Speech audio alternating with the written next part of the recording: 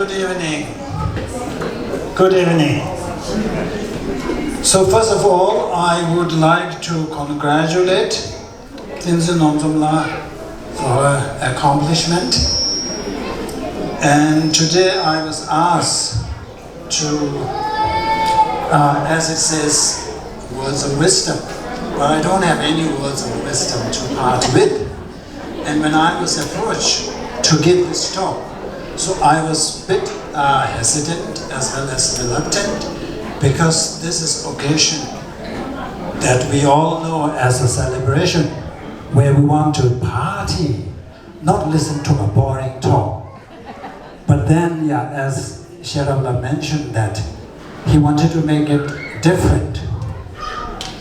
So I agreed on that basis. So first I thought I would just talk and talk. But then since this is targeted to our new graduates, so it will be more interesting, accompanied by slides, PowerPoints. But the problem is when you use PowerPoints, it becomes like a lecture. So at the end of this, I don't know whether you will get anything from this or not.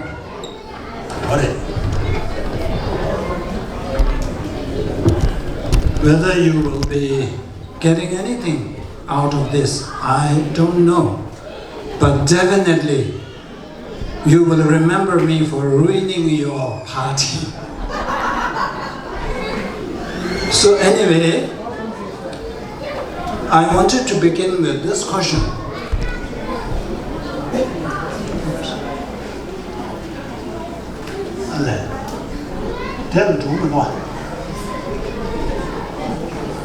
Back now. So I wanted to begin by asking, why school, why college? So you have graduated high school, but you still have to go to universities. So why all this effort to graduate high school? Is not a simple task. You have to put so much work and commitment, but you still do it. And then this is not the end. You still have to pursue another degree. So my question is, why? What is the purpose of all this? What do you think?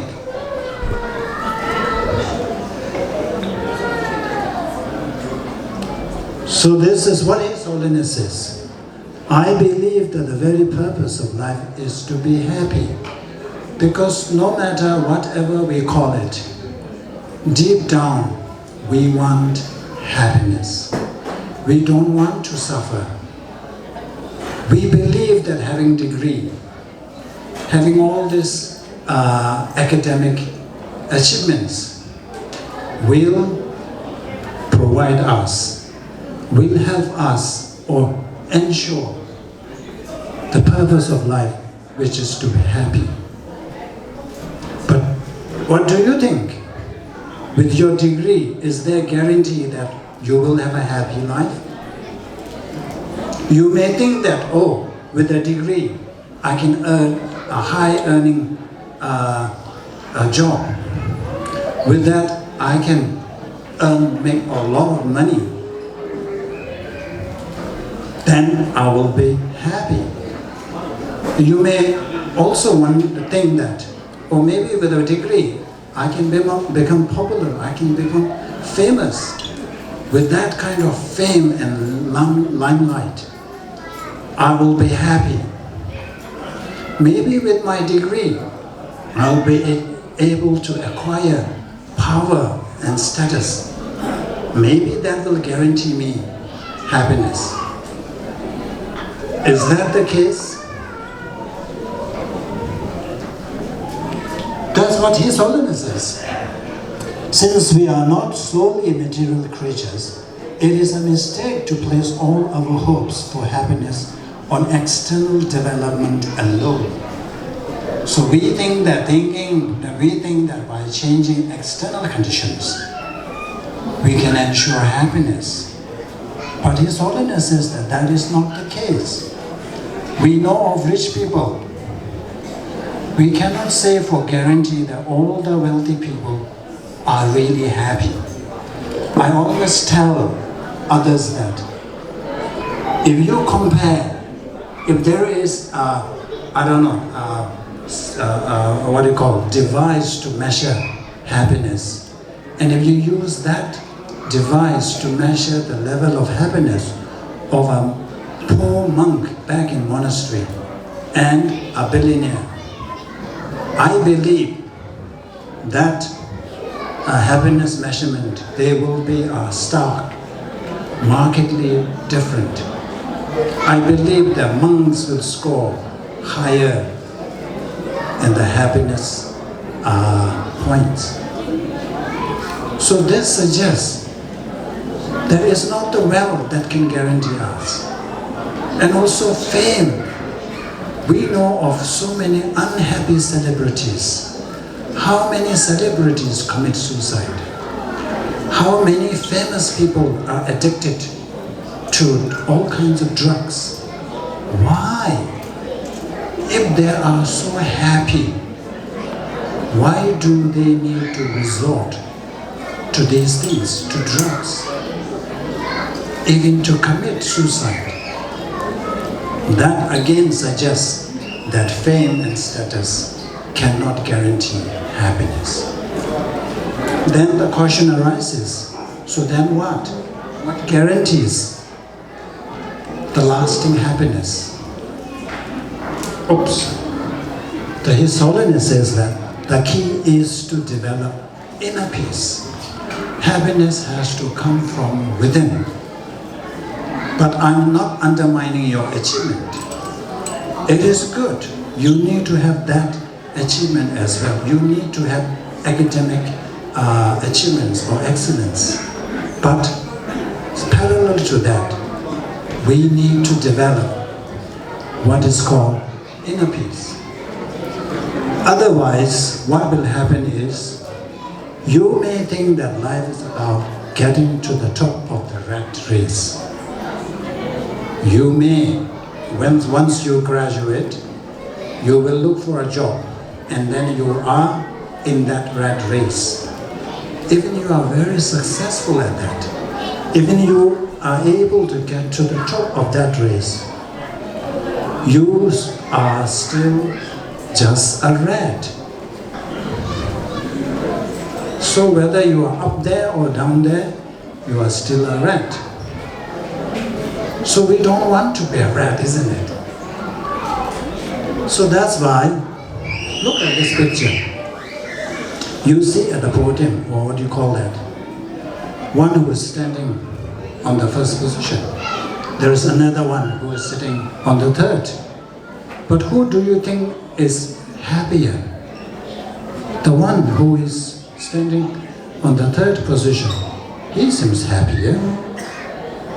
If the position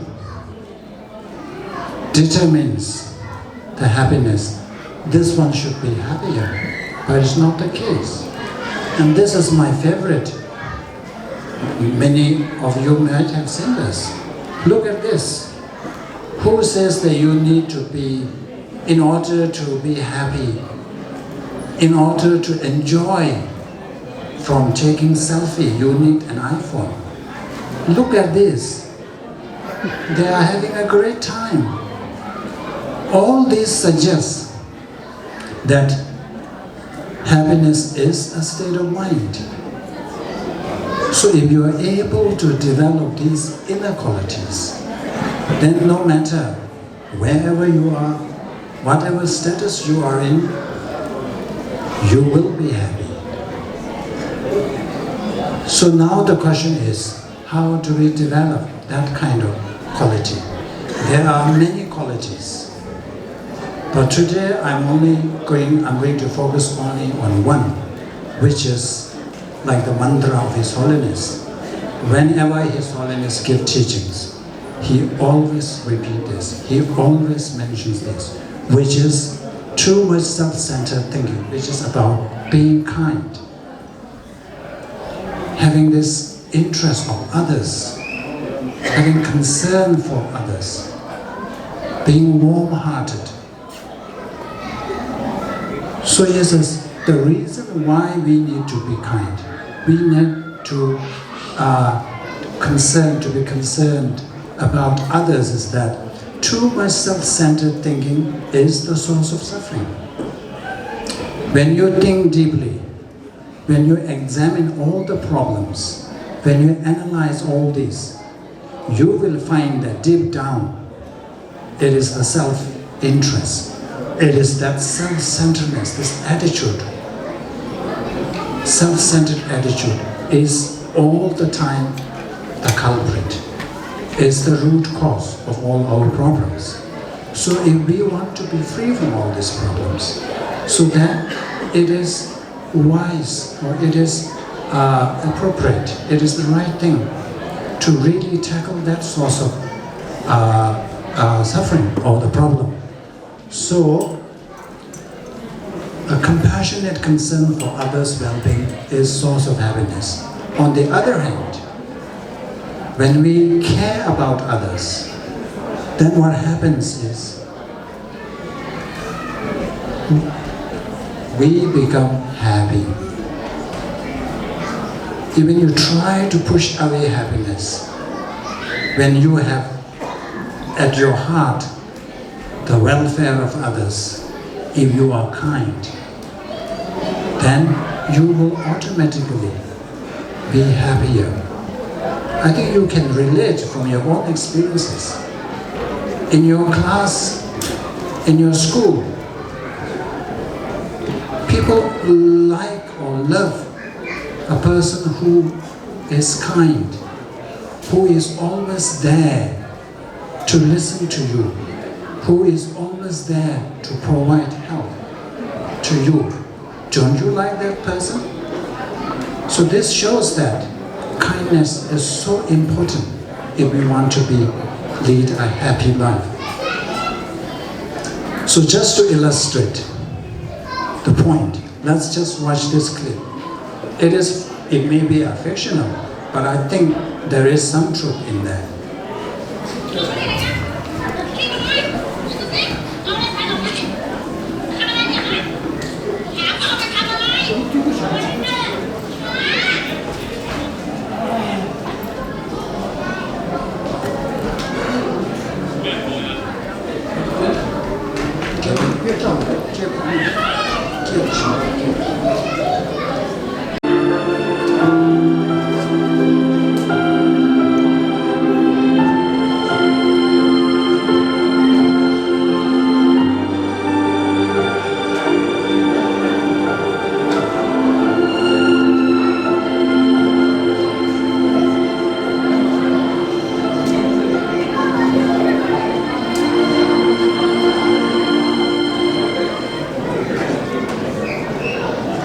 So you get the point. So you got the point?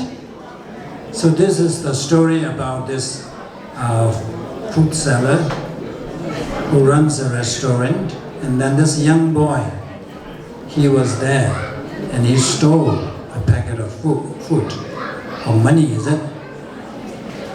And then eventually when he got sick, the father was admitted to the hospital.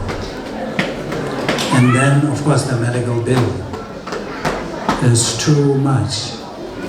And they were thinking about selling this and that. But then they got a note to say that is paid 30 years ago. So this is the repayment, repaying that kindness. That boy, that doctor was that young boy. So he remembered the old man's kindness. So this is, in a way, is fictional, but this can be true. So now that you are entering into a different realm, so you must always remember that kindness helps you. So when you are kind to others, most of the time, others will be kind to you too, and they will be there when you really needed them. Whereas if you are very selfish, if you're always thinking about yourself, then it is very difficult. Even though we like others to like us. We wanted others to like us. But with that kind of self-interest, selfish, attitude, it is actually driving away the friendship that we seek. So what does research say about this? So there are many research done. So kindness increases self-esteem. So we know that self-esteem is so important, especially in the West. When you look at all the causes of these mental conditions, mental disorder, you will see that many attribute those disorders to having low self-esteem. So here's the research is suggesting that if you engage in kindness deed, then it tends to increase our self-esteem. And about empathy, because you are kind, you automatically try to understand their feelings. You put yourself in their shoes. That's how it can increase our empathy. And also compassion. Kindness and compassion is very connected. And even mood. This is so important. When we are not in good mood, then what happens? We do things, say things, we cannot even enjoy a good meal. So to have a positive mood is very important. So if you engage in kindness, it is kindness, kind acts, it improves our mood as well. Then it decreases blood pressure when it comes to physical health. A person who engages, a person who is kind, they tend to have lower risk of developing high blood pressure.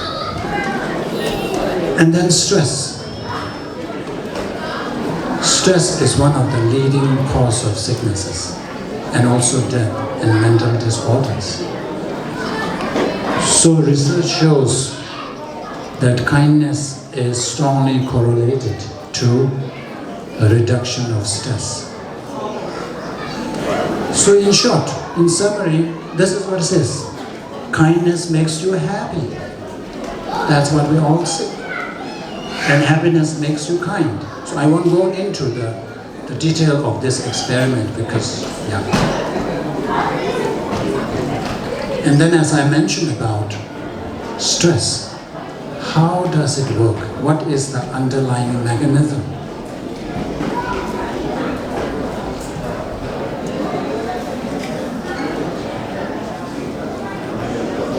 So you have a situation. So if you have a situation, let's say today, if you have to give a talk here, public talk, so let's say that's the situation. So there are two ways to look at it.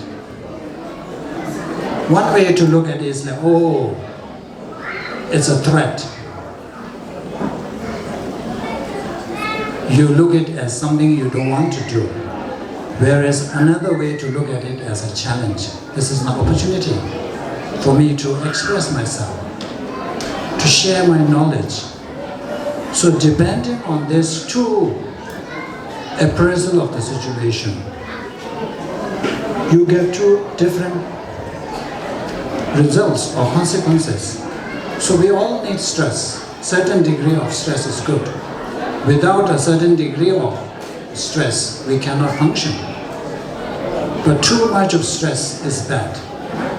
So when it is beyond the optimal level, it becomes distress. Whereas that optimum level we call eustress. So depending on how you perceive the situation,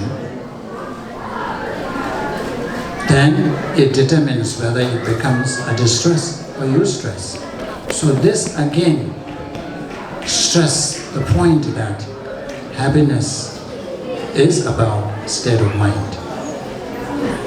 Given the same situation, but because of the way you interpret the situation, you have different consequences.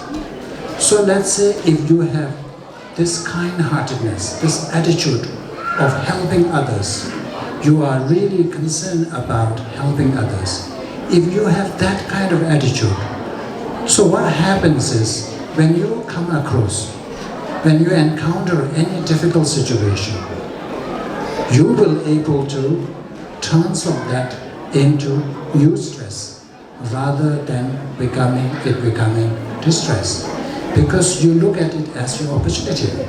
So now when you go further into your study, there will be many challenges.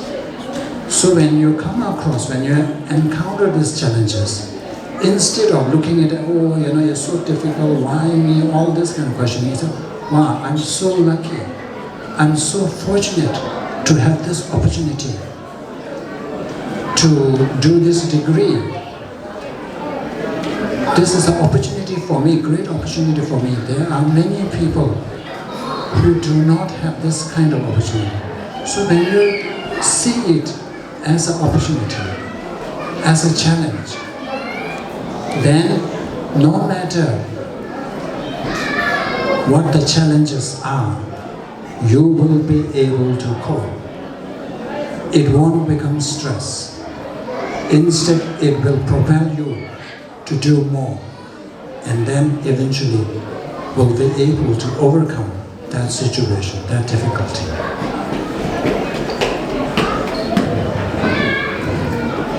Oops. So there is something called ABCD model. So I think I won't go into this. Basically, it's the same thing. Is that external events do not determine one's emotions and behaviors, but what does is one's interpretation, one's belief is the determining factor. So I won't go into detail, but you already got the point. And that is also from the motivation point of view. It is so important to always have the intrinsic motivation. So when you study, when you go to do your further studies, so you try to find this intrinsic motivation, which is like interest, a joy. Whatever you do, try to find something that you enjoy doing. So this is the time where you are also deciding what to do after you graduate. So it is so important to choose or decide on something you really like. Otherwise, it will be a challenge. You will not enjoy, and then maybe after you study for 2 years and then you want to change, you realize that that's not your cup of tea. So it is important to find joy in what you do. When you're able to find joy and interest in whatever you're doing, then it becomes an intrinsic motivation. So you will be equipped to face any challenges. And then when you pursue all this, let's say being kind to others, being helpful to others, there will be so many challenges. There will be so many difficulties. That is part and parcel of our life. We are in this imperfect existence. So all these faults and undesirable things are bound to happen. So when this happens, this is such an impactful advice by Shantideva. I use this all the time, and I think many people use this. So I hope that maybe you can use this as well.